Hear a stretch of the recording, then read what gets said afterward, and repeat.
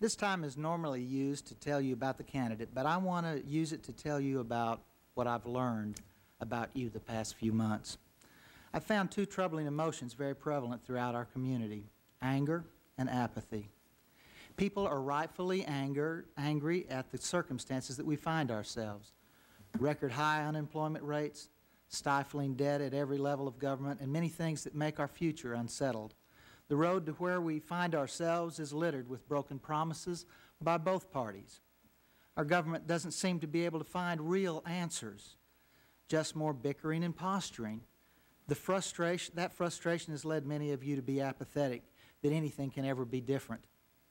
We seem to be trapped in a contentious atmosphere that drains us of the hope that we so desperately need now. So where are the answers to be found? I ask you to recall the day after the tornado hit our community. We were united in gathering resources and serving our neighbors. This crisis brought out the best in us. Remember what can be accomplished when we work together rather than letting circumstances divide us. Remember the power of community. Tonight, Rick and I will share our perspectives on a variety of issues, and I ask you not to listen to just the substance of these answers, but hear where we will seek answers to the challenges we have yet to face. My pledge to you is that I will always seek to bring our people together to find substantive solutions.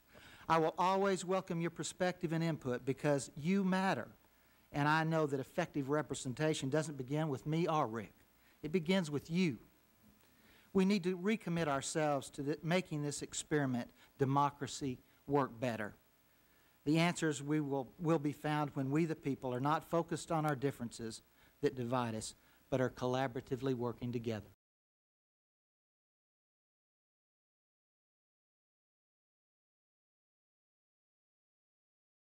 You know, the one thing I think that we all can agree upon, no matter what our persuasion politically, is that we live in a great place. And we need to prepare ourselves and our community for the future. And important to that is a stable and economically viable economy. We're ready. I think we're positioned extremely well. Something that we didn't provide for was the location that we are. We have a very economically advantageous place to be. But we need to address the unemployment issue in our community, and I'm sure we'll talk about it later. But some of the opportunity that we have is to create jobs, and as Rick said, that comes through that engine of small business. And I think government needs to not do anything. It's kind of the Hippocratic oath for government. Do nothing that would cause harm to the potential to provide expansion and create new jobs in our communities, and that's something we need to focus on.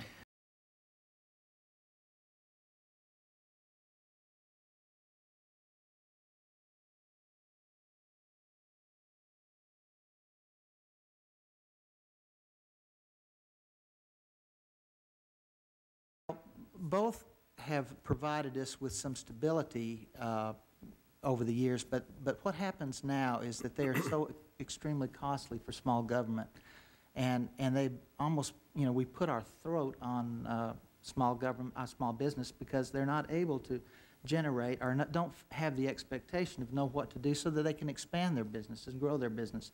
So I think we need to look at those kind of regulations that are inhibiting growth and not allowing for governments to have a firm footing on what they expect to do in the future.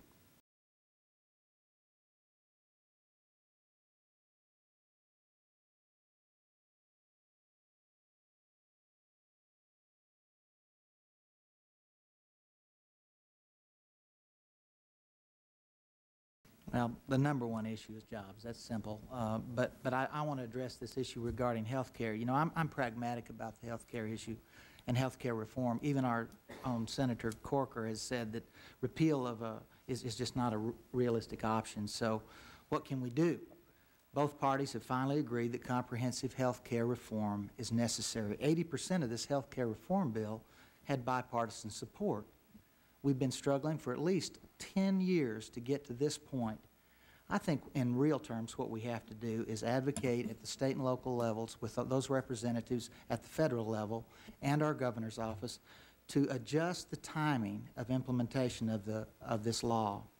There's two necessary parts of real health care reform: portability across state lines and the coverage of pre-existing conditions, primarily or particularly with children.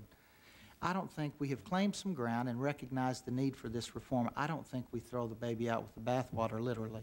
All right.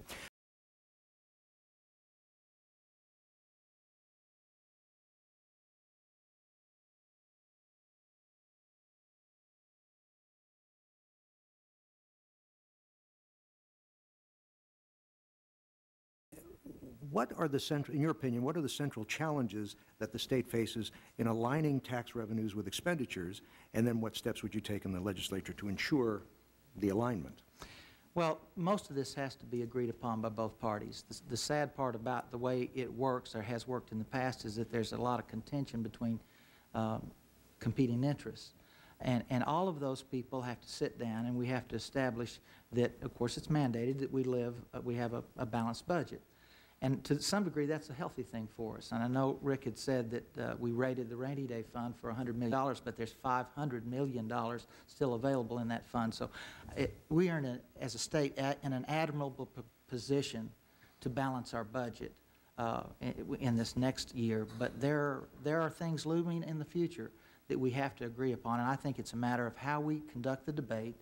And if we are in a respectful debate making those decisions, I think we can come to some conclusions as to how we're going to balance the budget with expenditures that lie before us.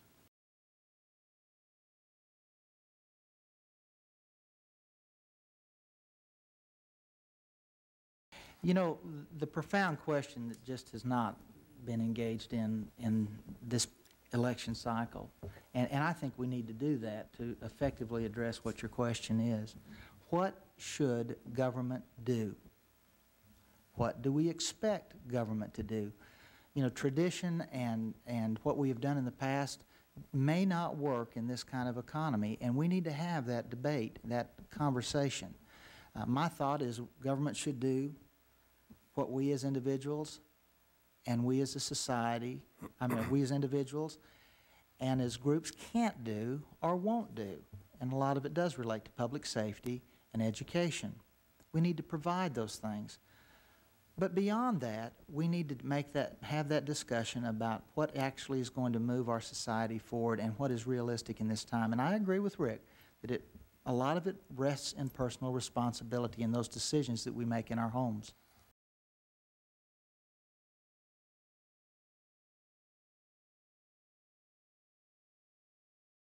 You know, I've always been supportive of, you know, recycling and those issues that enhance our environment. When I served on the city council, we had curbside recycling presented to us. It wasn't an economically viable thing to do at that time, and certainly in this economy for government to institute, it normally is at the local level, any type of curbside recycling issues is probably not the time to do it. But it needs to be before us and always something that the government educates people about and the consequences for us not doing that. More importantly at the state level is water control and water purity, and those issues are regulated at the state level. And I think that's something we need to address is how we protect our environment for future generations.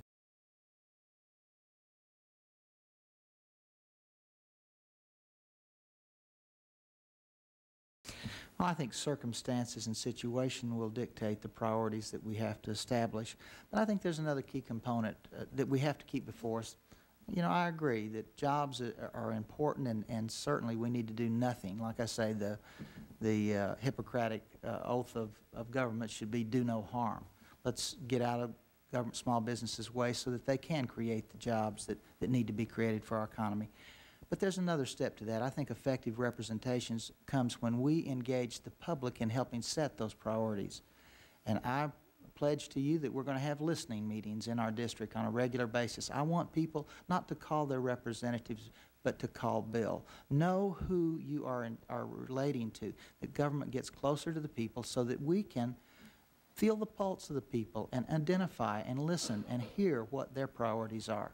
And I think then we'll be more effective in our representation and setting those priorities for budget.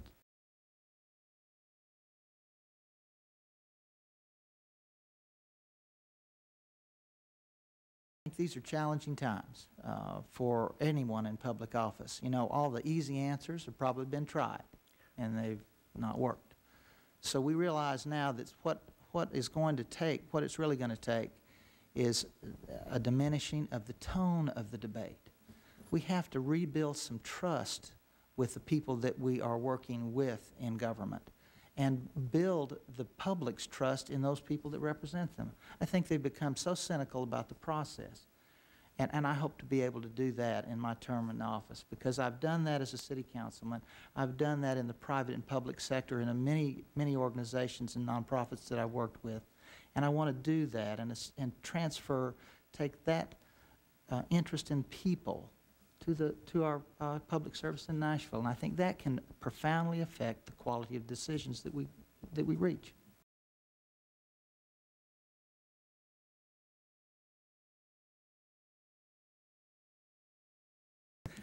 I would say both of them have a big impact on how I make decisions, but I think probably quality of life, if I had to guess at this point in time, because I think, you know, growth kind of impacts quality of life. There's kind of, both of them are mutually exclusive, and I think it's important that we make decisions that impact the quality of life of our citizens.